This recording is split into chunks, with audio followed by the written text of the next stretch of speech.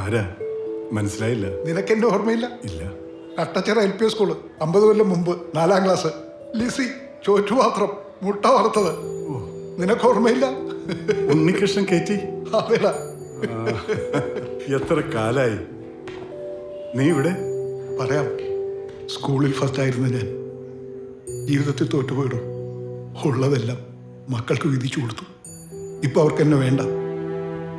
ഞാൻ ഒറ്റയ്ക്കാണോ?